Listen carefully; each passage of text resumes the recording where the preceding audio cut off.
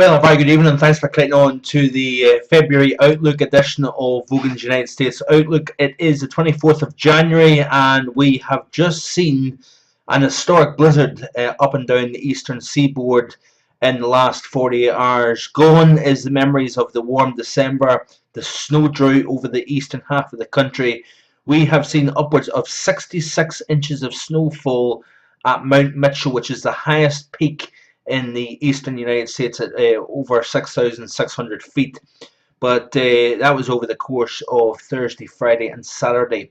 I believe there was about 5 to 8 inches during the day on both Thursday and Friday, and then it was an incredible 41 inches fell. So the storm total in Mount Mitchell came to 66 inches, which broke the blizzard of '93 record, which was 50 inches. It was seen the second biggest snowstorm by 0.1 of an inch. We missed out on the all-time record for snowfall in New York City at over 26 inches. We've seen 29 inches in Baltimore, and we've seen, I believe it was 22 inches in the DC area, which was the second biggest snowstorm in history. You go back to the Knickerbocker storm of 1922, which dropped, I believe, 28 inches. But this pattern is very, very interesting. We are seeing a bit of a pullback now, but there is going to be a shot at further snowfall in the northeast over the next week to 10 days. But the reason for the pullback is that we are seeing the Arctic Oscillation, which has been firmly negative.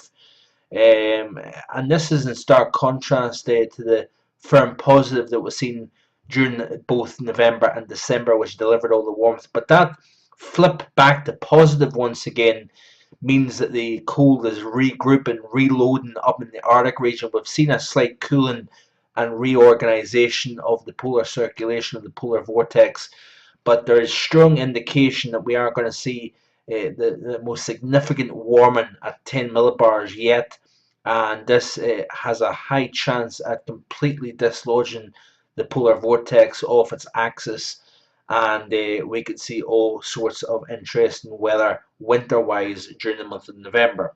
But if you notice here, this is the GFS surface chart, and I'm going to skip through the loop. You can generally see the overall idea here. That high sitting over the Pennsylvania West Virginia border at 1023 millibars does slide off the coast here, and what that's going to do is, with an area of low pressure here over western Kansas lifting up through the Great Lakes, that's going to deliver snow on the backside of that through the upper Midwest. But as the interaction between that low pushing through the Great Lakes, the high sliding off the east coast, it's going to trigger a southwesterly airflow, so it's going to allow temperatures to warm over the snow cover back into the 40s. So there is going to be melting. There is also going to be issues with ice. Interesting enough, the temperature tonight, if you quickly just bear with me here, I'm going to show you, very interesting indeed, how the GFS indicates the coldest temperatures over where the deepest snow cover from the storm has been. So you notice here, as we skip into the early hours of Monday morning, we've got below zero temperatures here.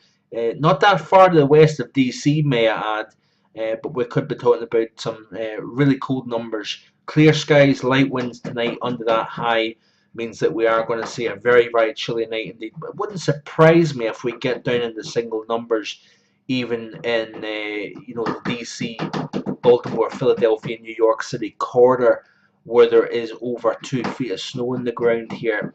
So the conditions are just right, but we do see the pullback, as you can see here. Another cold night tomorrow night into Tuesday morning, but the temperatures do start to come up here. We do have a little bit of a surge of colder air coming back in once again, as you can see here, but the overall Arctic air is starting to dwindle here. But what's interesting here, if you notice here, as we skip out, let's skip out back to Thursday morning here. The cold is remaining reflective of that snow cover, so the atmosphere is responding to the snow on the ground here, even by Thursday, even though temperatures by daytime are starting to come up quite nicely here. You notice here it bounces back up and then it returns back to single digit or even slightly below zero by night time here. But as we push into the weekend, we are going to see a significant warming trend coming up here. You can see here 40s into southern New England as we push into the early part of next week. We're going to be talking about temperatures possibly flirting with 50 degrees in the eastern half of the country here. But let's skip back. Let's skip at and look at the surface chart and precipitation here, and you can see here over the next several days here, folks, we are going to be talking about the continuation of systems coming in from the west here, a chance of seeing some snowfall over the northeastern half of the country. So the still active pattern will take us into February here. But you see here the GFS seeing that low run up the coast slightly to the east, too far to the east. Then we've got another system coming down, a clipper system. Then a big snow event coming up for the central portion of the country, and that could be a significant snowmaker into early February if that's got anything to go by. Then we've got another system coming up from the south. Still a very active, wet pattern for the west, for California. Great news here for the drought. And like I say, the pattern is reloading. The true Arctic air is going to be up to the north. But what is going to be interesting here, folks, is watching the stratospheric warming that's ongoing. As we skip through, you can see here, I'm going to quickly try and show you the northern hemispheric view and the 10 millibar temperatures, and you will see exactly what I'm talking about with regards to this warming taking place at 10 millibars here. This is a significant event. This could be enough to completely collapse the vortex, and this is the type of setup that then reflects to some major Arctic air into the mid-latitude region here. So let's skip through here, and you can see here what I'm talking about here with regards to this warming taking place here. So let's skip through the animation here, and you can see the distortion of the vortex, the elongation, the stretching out of it. So it's ripping the thing apart, and this is a major surge of warming here taking place, folks, that may suggest well above normal heights over the northern part of the hemisphere here as we push through February. I think mid-February onwards could be the coolest of the entire winter for the United States overall. I think this here warming in the stratosphere is going to be an ongoing process through the remainder of January, and I think the true reflection of that will come mid to late January. But before we get that, wouldn't surprise me if we've got a couple of wee introductory waves of colder Arctic air coming down into the eastern half of the country, joining forces with systems that are trying to come up from the south. And I think we could see something potentially major coming down cold wise towards the second half of February, and I think this cold pattern will last into the month of March as well. That's it for today.